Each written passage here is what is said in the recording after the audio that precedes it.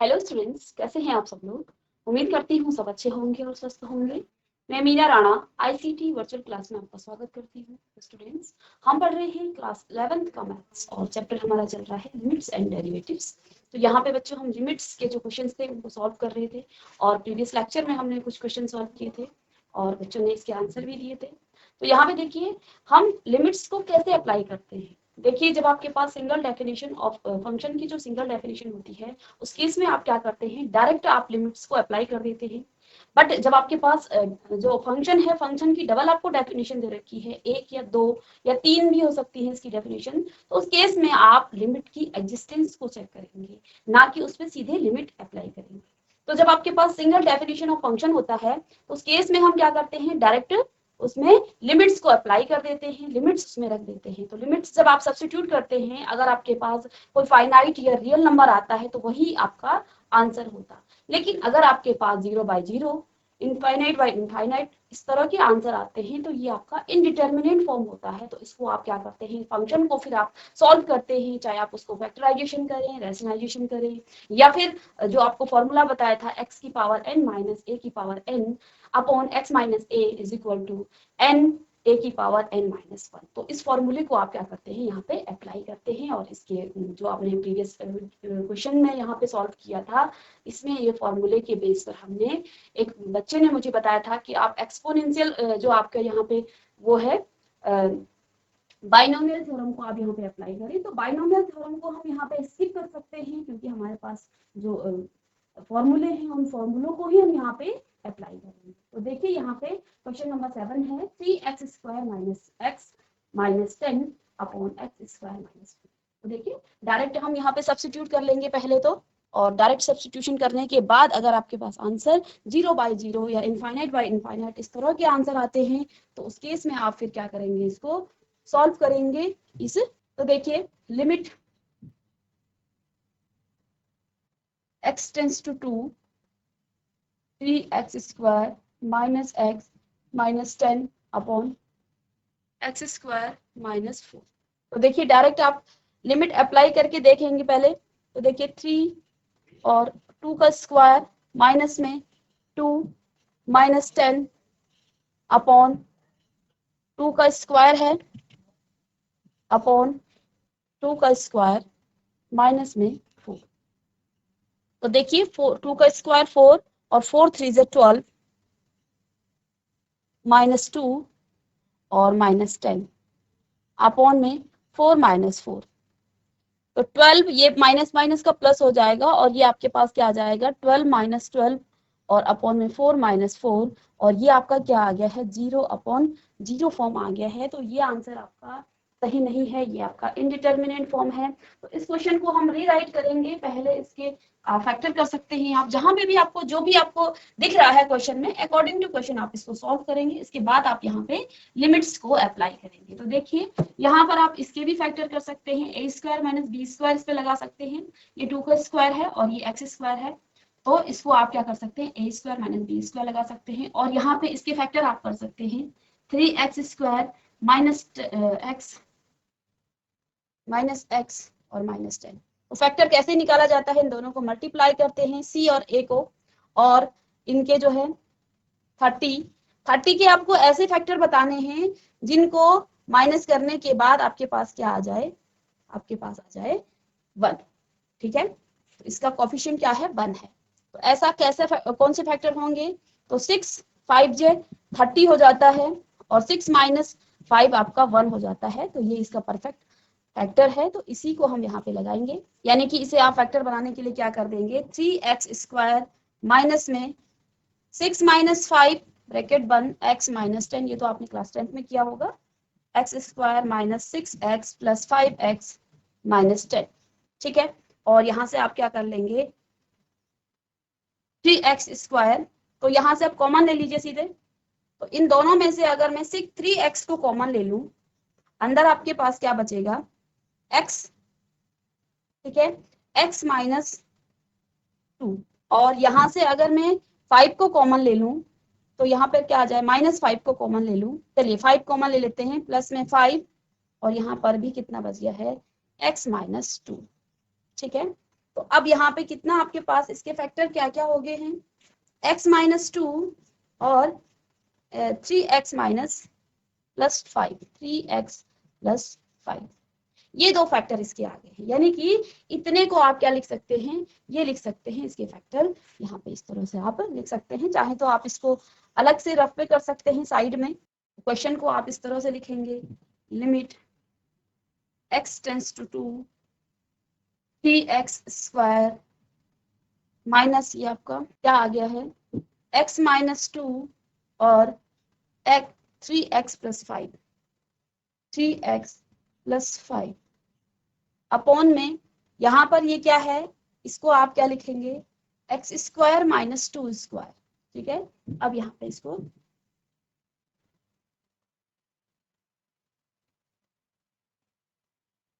x-2 3x plus 5 upon x-2 और x plus 2। ठीक है, ये यहाँ पे आ जाएगा। अब यहाँ पे देखिए x-2 से x-2 कट जाएगा, तो अब आपके पास क्या आ गया है, limit x tends to 2 3x plus 5 upon में x प्लस 2।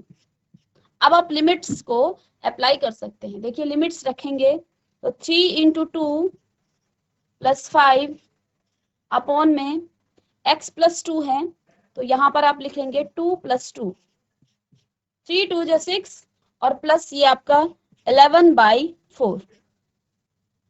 ठीक है, तो अब आपका कैसा आंसर आ गया है, फाइनाइट रियल नंबर आ गया है। तो ये आपका फाइनल आंसर हो गया। जब आप ये लिखेंगे तो ये क्या कहेंगे आप कि this is the indeterminate form. Then आप इसको इसके फैक्टराइजेशन करके, इसके फैक्टराइजेशन मेथड से आप क्या करेंगे, इसको दोबारा से सॉल्व करेंगे, फिर आप लिमिट्स का मान यहाँ पे रखेंगे। इसको कॉपी कर ले। नेक्स्ट क्वेश्चन है क्वेश्चन नंबर 8। तो यहाँ पे देखिए क्वेश्चन नंबर 8 आपके पास क्या है, limit x tends to 3 x की पावर 4 माइनस 81 अपॉन में 2x square minus 5x minus 3। तो पहला काम क्या है, हमें लिमिट्स को डायरेक्ट क्या करना है, यहाँ पे सब्स्टिट्यूट करना है। ठीक है, तो देखिए x की पावर 3 यानी कि 4, 3 की पावर 4 माइनस में 81 अपॉन 2 इंटू x की पावर यानी कि 3 की पावर 2, तो ये 9 हो जाएगा, माइनस में 5 मल्टीप्लाई बाय 3 माइनस में 3। तो 3 की पावर 4 का मतलब क्या है, आप 3 को 4 टाइम्स इसमें मल्टीप्लाई कर रहे हो, 3 3 जे 9 और 9 3 जे 27 और 27 3 जे 81। तो ये आपका आ जाएगा 81 अपॉन माइनस 81 अपॉन में 9 2 जे 18 माइनस 15 और माइनस में 3। ठीक है, तो ये आपके पास कितना आ जाएगा 81, ये तो आपका 0 हो गया है, तो 0 अपॉन ये दोनों माइनस माइनस के हैं तो प्लस हो जाएगा 18 माइनस 18, 18 माइनस 18, तो ये 0 अपॉन 0 फॉर्म में आ रहा है, तो ये आपका इनडिटरमिनेंट फॉर्म है। ठीक है, अब आप इसको क्या करेंगे, दोबारा से इसको सॉल्व करेंगे। ठीक है, सॉल्व करने के लिए आप इनके फैक्टर निकाल लेंगे। तो फैक्टर निकाल लीजिए, लिमिट x टेंड्स टू 3, इसके फैक्टर कैसे निकालेंगे आप, इसको क्या लिख सकते हैं आप, इसको आप लिख सकते हैं x स्क्वायर की पावर 4 स्क्वायर की पावर 2, तो जब इसको आप ब्रैकेट खोलेंगे तो इस x की पावर 4 आ जाएगा, माइनस में इसको आप क्या लिख सकते हैं, 9 का स्क्वायर होता है ये। ठीक है, और इसके फैक्टर करेंगे आप, इसको फैक्टर कीजिए, 3 2 6 और आपको 5 लेके आना है, तो 6 माइनस 6 1 6 और 6 माइनस 1, तो ऐसा इसको फैक्टर निकाल लेंगे। तो अलग से निकाल लेते हैं, 2x square minus 5x minus 3।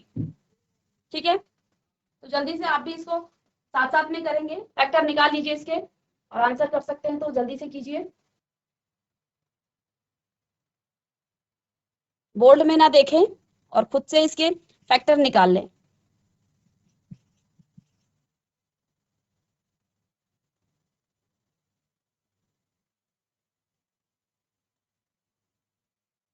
कितने आ गए इसके फैक्टर?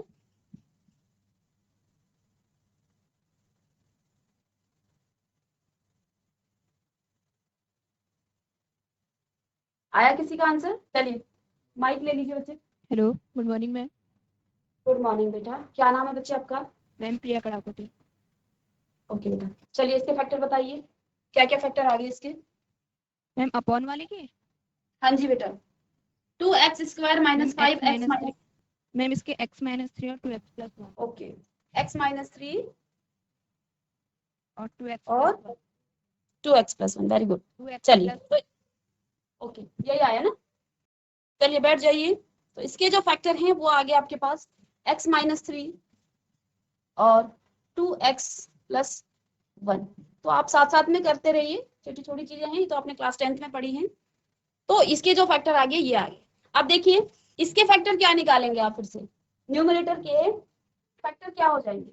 क्या इसको भी आप ब्रेक कर सकते हैं? x² की पावर 2, इसका भी स्क्वायर है, माइनस में।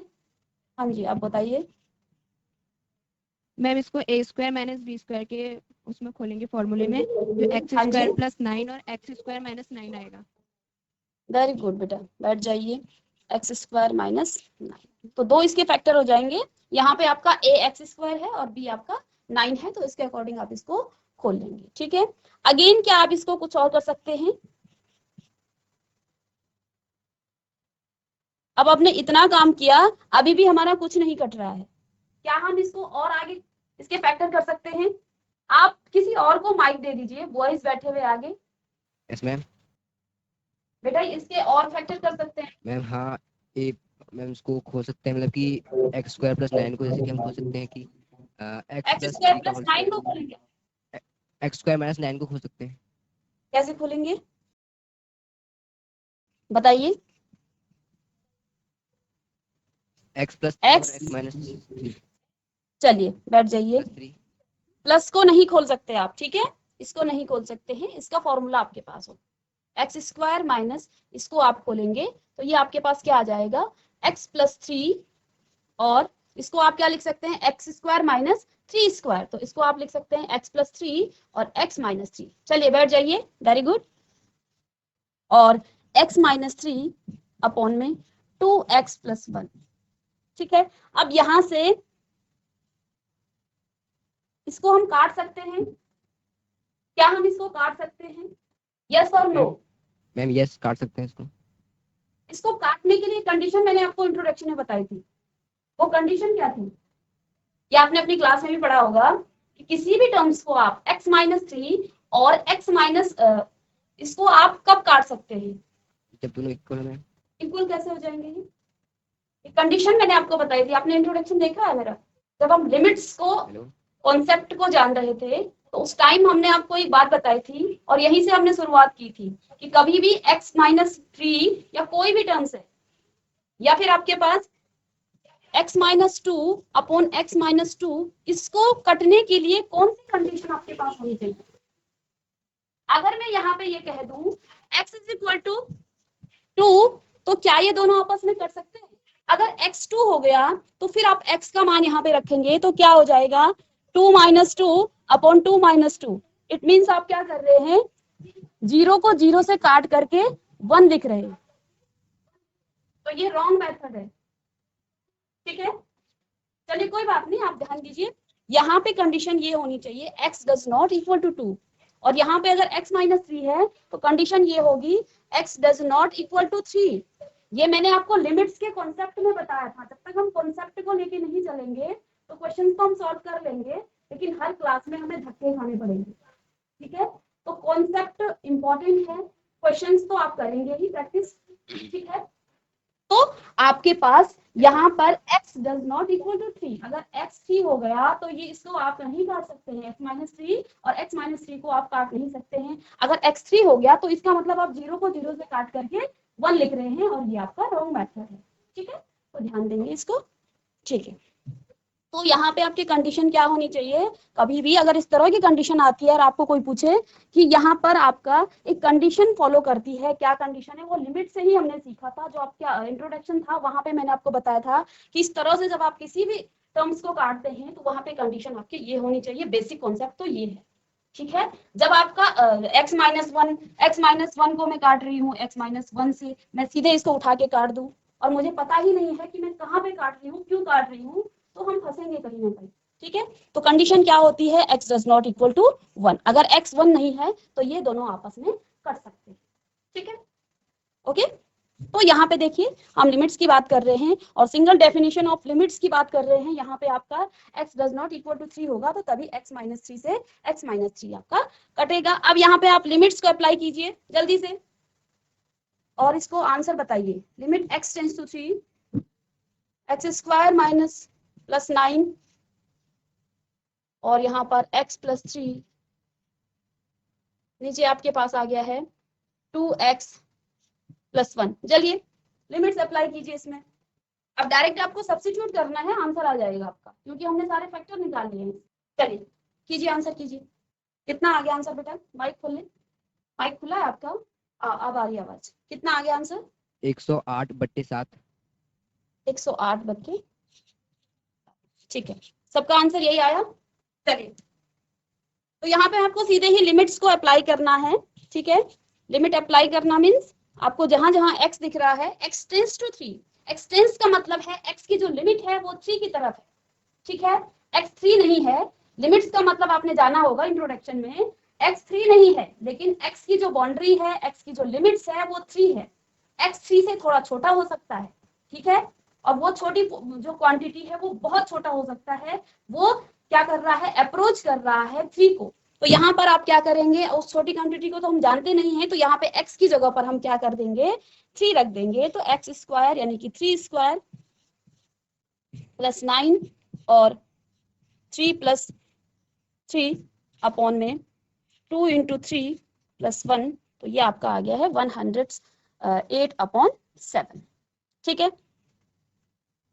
चलिए नेक्स्ट क्वेश्चन है, क्वेश्चन नंबर 9। क्लास में बने रहें। इसके बाद अभी हम सिंगल डेफिनेशन ऑफ फंक्शन पढ़ रहे हैं। सिंगल डेफिनेशन ऑफ फंक्शन, ठीक है, इंपॉर्टेंट इसलिए है क्योंकि क्लास 12th में कॉन्टिन्यूटी और डिफरेंशियबिलिटी में इसका कॉन्सेप्ट यहाँ से, जिसने यहाँ पे 11th में नहीं पढ़ा तो वहां आपको वो चैप्टर कॉन्टिन्यूटी और डिफरेंशियबिलिटी नहीं आया तो कॉन्टिन्यूटी आपको नहीं आएगी, डिफरेंशियबिलिटी नहीं आई तो फिर आपको इंटीग्रल्स नहीं आएगा और उनके जो एप्लीकेशन है वो भी नहीं आएंगे। तो काफी चैप्टर इस चैप्टर से आपके क्लास 12th में भी क्या है, रिलेटेड हैं। तो आप इस चैप्टर को तो बहुत अच्छे से कीजिए, इसके बेसिक कॉन्सेप्ट को आप बहुत अच्छे से स्ट्रॉन्ग करके जाइए, फिर आपको 12th में बहुत अच्छा भी लगेगा कि हम इसको पहले ही पढ़ के आ चुके हैं, ठीक है। तो यहाँ पे जो है सिंगल डेफिनेशन ऑफ फंक्शन क्या होता है, जब आपके पास फंक्शन का एक ही मान हो, 2x + 1 या इस तरह का कोई फंक्शन है, यहाँ पे आपको फंक्शन का एक ही मान दिया है और अभी हम इन्हीं क्वेश्चंस को सॉल्व कर रहे हैं। यहाँ पे हमने ट्रिग्नोमेट्रिक लिमिट्स की बात की, प्रीवियस लेक्चर में आपको बताया कि ट्रिग्नोमेट्रिक जो आपके लिमिट्स हैं उनको आप कैसे अप्लाई करते हैं, ठीक है। तो थोड़ा सा कॉन्सेप्ट को आप थोड़ा सा धीरे धीरे चलेंगे तो आपको कॉन्सेप्ट बहुत अच्छे से आएगा। जब आपके पास अलग अलग डेफिनेशन होंगी, फंक्शन का मान इस तरह से होगा, यहाँ पे आपको फंक्शन x + 2 दिया होगा और कंडीशन कुछ दी होगी कि x > 0 या फिर x - 2 और x > 0। तो इस तरह की कंडीशन को आप कैसे सॉल्व करते हैं ये हम इसके बाद के क्वेश्चन में करेंगे, कुछ क्वेश्चन प्रैक्टिस करने के बाद। तो आप क्लास में बने रहेंगे तो हमें भी इंटरेस्ट आएगा पढ़ाने में और आपको भी पढ़ने में। तो देखिए यहाँ पर लिमिट आपको दे रखी है, x tends to 0, ax + b upon cx + 1, ठीक है। तो सबसे पहले तो हम क्या करते हैं, डायरेक्ट सब्स्टिट्यूशन कर देते हैं, ठीक है। अगर डायरेक्ट सब्स्टिट्यूशन करने के बाद आपके पास फाइनाइट नंबर आए, कोई रियल नंबर आए तो वो आपका आंसर होता है, और अगर 0/0 या ∞/∞ इस तरह के आंसर आते हैं तो फिर आप इनडिटर्मिनेट फॉर्म इसको कहा जाता है। और इस फॉर्म को फिर से आप क्या करते हैं, दोबारा से इसको सॉल्व करके, फैक्टराइजेशन करके, रैशनलाइजेशन करके, कुछ फॉर्मूलों को अप्लाई करके आप उसको सॉल्व करने के बाद फिर लिमिट अप्लाई करते हैं। तो देखिए पहले तो डायरेक्ट सब्स्टिट्यूट करेंगे, तो a × x 0, क्योंकि x 0 को अप्रोच कर रहा है, प्लस में b अपॉन में c × 0 और प्लस 1। तो यहाँ तो क्या आ जाएगा, 0 + b और यहाँ पे 0 + 1, तो यानी आंसर आपके पास b/1 आ गया है, तो ये b है, ठीक है। तो ये कोई 0/0, तो यहाँ डायरेक्ट आपका सब्स्टिट्यूशन से आपका आंसर आ गया, तो इसको कॉपी कर लें। चलिए नेक्स्ट क्वेश्चन है और अच्छा क्वेश्चन है, question number 10। Limit x z है, यहाँ limit z approach to 1, z 1 को अप्रोच करता है और z की पावर 1/3 माइनस 1 अपॉन में z की पावर 1/6 माइनस 1। अगर आप यहाँ पर इसको 1 पुट करेंगे डायरेक्ट सब्स्टिट्यूशन से तो z की पावर कितनी आ जाएगी आपके पास, यहाँ 1 की पावर 1/3 माइनस 1 और अगेन 1 की पावर 1/6 माइनस 1। तो 1 की पावर आप कुछ भी लिखें वो 1 ही आता है, माइनस में 1, और यहाँ भी 1 की पावर कुछ भी हो 1 ही आएगा। तो ये आपका 0/0 फॉर्म। इसको फिर से हमने सॉल्व करना है, ठीक है। तो जरा इस क्वेश्चन को कीजिए आप, क्योंकि आपका रिवीजन वर्क चल रहा है। इस क्वेश्चन को आप कैसे लिखेंगे, कैसे इसको सॉल्व करेंगे, कैसे इसकी फैक्टर करेंगे, चलिए सॉल्व कीजिए। बहुत इजी क्वेश्चन है ये। आया किसी का आंसर? चलिए फैक्टर बता दीजिए, लिमिट मत कीजिए अप्लाई। चलिए बताइए, माइक ले लीजिए बच्चे, इसके फैक्टर बता दीजिए। मैम इसका आंसर 2 आ रहा है। इसका आंसर 2 आ रहा है। इसके फैक्टर कैसे निकाले बच्चे आपने? मैम पहले इसकी लिमिट रखी हमने 1/1/3 माइनस 1, वो तो 0 आ गया था, जब हमने 1 रखा। तो फिर हमने इसकी दूसरे तरीके से किया, तो वो जो ऊपर का था उसका 4/3 माइनस 1 और अपॉन 7/6 माइनस 1 आया। फिर ऊपर से फिर एलसीएम लिया। ये आपका क्या आया, z की पावर 4/6 3 नहीं 4/3 माइनस 1। ये चलिए आपने किस मेथड से किया है, चलिए आंसर देखेंगे अभी आपका। चलिए बैठ जाइए, आंसर ठीक है आपका। हो सकता है आपने दूसरे मेथड से किया हो, ठीक है। चलिए यहाँ पे देखिए, यहाँ पे ये 1/6 है और ये 1/3 है, ठीक है। और मुझे दिख रहा है ये 1 है, तो 1 की तो मैं कितनी भी पावर कर सकती हूँ। क्या मैं इसकी पावर क्या लिखूं, इसकी पावर z की पावर 1/3 को क्या मैं ऐसा नहीं लिख सकती, z की पावर 2/6? ऐसा लिख सकते हैं ना हम, ऐसा लिख सकते हैं। हाथ खड़े कीजिए, समझ में आता है तो हाथ खड़े कीजिए, क्योंकि बार बार माइक लेना पॉसिबल नहीं है, उससे डिस्टरबेंस होगा, ठीक है। इसको आप, ठीक है, इसको आप ऐसा लिख सकते हैं, क्योंकि जब आप इसको काटेंगे 2/6 को आप काटेंगे तो ये क्या आ जाएगा 1/3 ऐसा, ठीक है।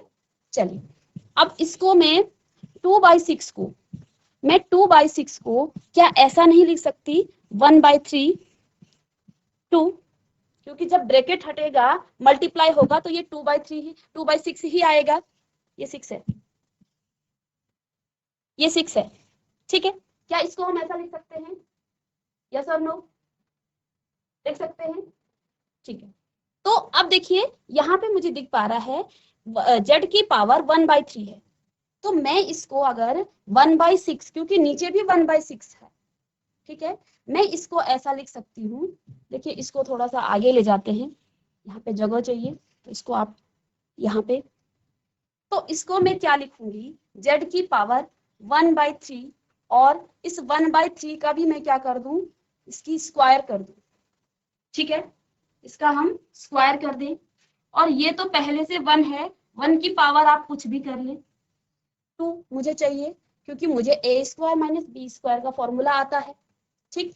और नीचे मुझे कुछ भी नहीं आता है, तो z की पावर 1/6 माइनस 1। अब मुझे ये दिख रहा है कि ये a² माइनस b² का फॉर्म बन गया है, ठीक है। अब इसके क्या होता है, इसका फॉर्मूला क्या हो जाता है, तो इसको आप थोड़ा सा और आगे कर लें, क्योंकि ये यहाँ पे डिस्टरबेंस कर रहा है। ये आपके पास क्या आ जाएगा, limit z tends to 1, z approach कर रहा है 1 को, और अब इसका फैक्टर हम क्या लिखेंगे, z की पावर 6 लिखेंगे यहाँ, ठीक है, 1/6 की पावर, हाँ ठीक है, ठीक है। तो यहाँ पे 1/6 की पावर 2, ठीक है। अब ये आपके पास आ गया है, तो इसको आप क्या लिखेंगे, z की पावर 1/6 माइनस 1, एक फैक्टर ये होगा, और z की पावर 1/6 प्लस 1 अपॉन में z की पावर 1/6 और माइनस में 1, ठीक है, ओके। अब यहां से देखिए सेम टर्म्स हैं, जब आपका z does not equal to 1 होगा तो आप इसको क्या करेंगे, काट देंगे, ठीक है। और जब आप इसको काटेंगे फिर ये आपके पास क्या आ जाएगा, तो यहाँ से अब आपके पास क्या आ गया है, लिमिट z टेंड्स टू 1 और यहाँ पे क्या बचा, z की पावर 1/6 प्लस में 1, नीचे तो कुछ बचा नहीं, तो अब लिमिट अप्लाई कर लेंगे तो 1 की पावर आप कुछ भी रखें, 1/6 रखें, 1/3 रखें, वो हमेशा 1 होने वाला है। तो 1 + 1 = 2। क्या आपने ऐसे ही किया था? हो सकता है आपने दूसरे मेथड से किया हो, ठीक है, आपके कॉन्सेप्ट सही होने चाहिए, आंसर ठीक है आपका, तो आप इस मेथड से भी कर सकते हैं, कॉपी कर लें इसे। चलिए नेक्स्ट क्वेश्चन है। अब यहाँ पे देखिए, जो कॉन्सेप्ट मैं आपको बता रही थी वो कॉन्सेप्ट आपको यहाँ क्वेश्चन में लिखा है, ठीक है, ये कॉन्सेप्ट आपका यहाँ क्वेश्चन में लिखा है, ठीक है। यहाँ पे लिमिट x, इस क्वेश्चन के बाद हम एक साइन का क्वेश्चन लेंगे, x² + bx + c अपॉन, तो ये तो इजी है, इसको आप कर लेंगे, cx² + bx + a।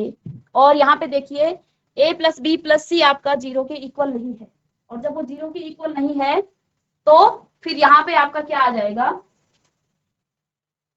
कंडीशन आपको क्या दे रखी है, a + b, तो यहाँ पर आप x की जगह पे 1 पुट करेंगे, लिमिट डायरेक्ट अप्लाई करेंगे तो यहाँ पर 1 a + b + c, और ये आपके पास क्या आ जाएगा, c + b + a, तो डायरेक्ट आ गया आंसर। और यहाँ पे 0 नहीं है, अगर 0 होगा, ये 0 के इक्वल होगा तो ये आपका 1 नहीं आएगा, ये आपस में कटेगा नहीं, ठीक है, क्योंकि ये दोनों a + b + c 0 के इक्वल नहीं है, तभी यहाँ पे ये 1 आया काटने के बाद, ठीक है। एक नया क्वेश्चन देखते हैं जो साइन में आपका बेस्ड है, क्वेश्चन नंबर 13। चलिए एक क्वेश्चन में आपको होमवर्क क्वेश्चन दे देती हूँ, इसको हम नेक्स्ट क्लास में करेंगे। Limit x tends to 0 sin ax upon bx, sin ax upon bx।